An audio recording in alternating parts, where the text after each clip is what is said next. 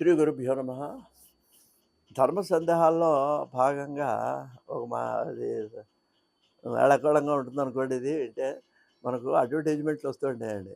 ఆ, మీ పేస్ట్లో ఉప్పు ఉందా అనేది ఒక అడ్వర్టైజ్మెంట్. ఏంటనమాట, ఆడేదో ఉప్పుతో కూడా కలిపి ఒక ఒక పేస్ట్ తయారు చేయటం అనమాట అండి. అంటే ఇది వాళ్ళు చెప్పే అడ్వర్టైజ్మెంట్‌లో చెప్పేదేంటంటే, మా పేస్ట్‌లో ఉప్పుంది. ఆ ఉప్పుతో కలిపిన పేస్ట్ వాడటం వల్ల మీ పళ్ళు ఆరోగ్యంగా ఉంటాయి అని ఇవాళ అడ్వర్టైజ్మెంట్ అనుకోండి. దీనికి పూర్వం గనక వెనక్కెళ్ళి ఒక 60 ఏళ్ళు, 70 ఏళ్ళు నా చిన్నప్పుడండి. అంటే నాకు 5, 6 ఏళ్ళప్పుడు గనక నేను చూసినట్లయితే, అప్పుడు ఈ టూత్ పేస్టులు లేవండి. అక్కడ ఆ పరిస్థితి మీకు నేను మనవి చేస్తాను. అప్పుడు మేము చిన్నప్పుడు మా పల్లెటూళ్ళల్లో ఉండేవాళ్ళం. అప్పుడు మాకు పళ్ళు ఎలా తోముకునేవాళ్ళం అంటే, నేను బొగ్గు ఉంది చూడండి, బొగ్గు. బొగ్గు పొడి చేసి దాంట్లో ఇంత ఉప్పు కలిపి 2 కలిపి బొగ్గు పొడి, ఉప్పు కలిపి మేము పళ్ళు తోముకునేవాళ్ళం అండి. అదే మాకు. ఆ తర్వాత కొంతకాలానికి పళ్ళ పొడి పొట్లాలని వచ్చినాయండి. బూడిదలాగా ఉండేవి అవి. మన గులాబీ రంగేసిన పొట్లాలు. ఆ పళ్ళ పొడితో చేతిలో అప్పుడు కూడా టూత్ బ్రష్‌లు లేవండి మాకు. చేత్తో పట్టుకొని ఇదే బ్రషు వేలు. ఆ వేలుతోనే పళ్ళు తోముకునేవాళ్ళం. తాటాకులని ఉండేవండి. అవి ఇళ్ళల్లో ఇంత కట్టకట్టి పెట్టేవారు. తాటాకు చిన్న చిన్న ముక్కలు. ఆ తాటాకుతో నాలుక గీచుకునేవాళ్ళం. ఈ టంగ్ క్లీనర్లు లేవు. ఈ టూత్ బ్రష్‌లు లేవు. టూత్ పేస్టులు లేవు. ఆ రోజుల్లో అలా బతికాం. మా చిన్నప్పుడు సరదాగా ఆ బొగ్గు తీసుకొని నవిలేవాళ్ళం అండి.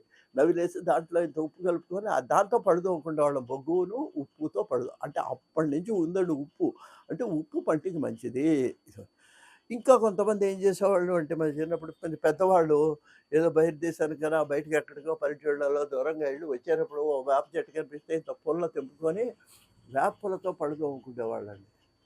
ఆ వేప పుల్లని మళ్ళీ 2 కింద ఇలా చీల్చేవాళ్ళు.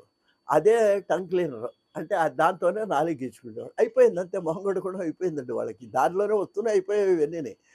అలాగా మా చిన్నతనంలోనండి ఈ విధంగా అప్పట్లో పేస్ట్‌లో ఉప్పుందా కాదు. అసలు ఉప్పునే ఒరిజినల్‌గా మేము పళ్ళు తోముకోవడానికి వాడినటువంటి స్టేజ్‌లోంచి ఆ!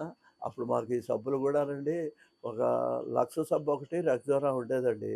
బట్టలు ఉతుక్కోవడానికి సన్‌లైట్ అని ఒక సబ్బు ఉండేదండి. అది మీకు ఇప్పుడు వాళ్ళకి మా వయసు వాళ్ళకి తెలుస్తుంది. ఇది పెద్దదిగా ఉండేదది. ఈ సర్ఫులు లేవండి. ఈ డిటర్జెంట్ పౌడర్‌లు లేవండి అప్పుడు. సన్‌లైట్ అని ఒక సబ్బు ఉండేది. బాగా పెద్దదిగా ఉండేది. పేదవాళ్ళు వాడటానికేమో లైఫ్ బాయ్ సోప్ ఇప్పుడు ఉంది. అప్పుడు ఉండేది. ఎర్ర రంగులో ఉండేదండి అది. బాగా పెద్దదిగా ఉండేది. అది సామాన్య మధ్య తరగతి కొంచెం పేదవాళ్ళు వాడుకునేవాళ్ళు.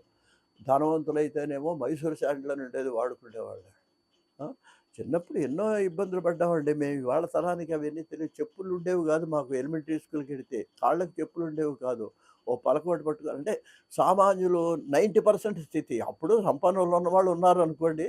80% ఈ రకంగా పెరిగిన వాళ్ళమేనండి. ఎలిమెంటరీ స్కూల్‌లో ఉండేవి. ఈ కాన్వెంట్లు ఇవన్నీ ఇప్పుడు ఎల్‌కేజీ కూడా కాదండి. ఎల్‌కేజీ కంటే ముందు ఇంకోటి ప్లే స్కూల్‌ట. దానికి గూడా ఏంటి రూ. 1,00,000 ఎంతో ఫీజు అంటున్నారు. ఇప్పుడు అవన్నీ ఉంటే చిత్ర విచిత్రంగా వింటుంటే అసలు ఇలా అయితే మేము ఆ రోజున మా పిల్లలకు చదువులు చెప్పించగలిగేవాళ్ళమా అనేటువంటి ఆలోచనలు కూడా వచ్చేటువంటి పరిస్థితిలో మరి మార్పులొస్తున్నాయి. దేశం మారిపోతున్నది. ధనం అలాగే సంపాదిస్తున్నారు. ఖర్చు అలాగే పెడుతున్నారనుకోండి. ఏది అయినప్పటికి గూడా ఖర్చు పెట్టేటప్పుడు గూడా కొంచెం ముందు జాగ్రత్తగా కొంత దాచుకునే పద్ధతిలో జీవితాన్ని గడుపుకుంటే, ఇప్పుడు ఇవాళ మన జీవితాలు ఎలా మొదలవుతున్నాయంటే అప్పులతో మొదలెడుతున్నాయండి. ఉద్యోగం రాగానే కారు కొనాలి, అప్పు చేయాలి. ఇల్లు కొనాలి, అప్పు చేయాలి. ఇంట్లో వస్తువులు కొనాలి, వాడే ముందంటాడు. అవి ఇన్‌స్టాల్‌మెంట్ అండి. ఇన్‌స్టాల్‌మెంట్‌కి వడ్డీ లేదండి, రండి రండి అంటాడు. వాడి వ్యాపారం వాడిది. కానీ మన వ్యాపారం, ఆ ఉద్యోగం మధ్యలో పోతే మొత్తం ఎనకాలేముండదు వీడికి బ్యాక్‌గ్రౌండు. అల్లాడిపోతాడు. అందువల్ల ఎప్పుడూ గూడా తాహతమించి వెళ్ళటం మంచిది కాదు.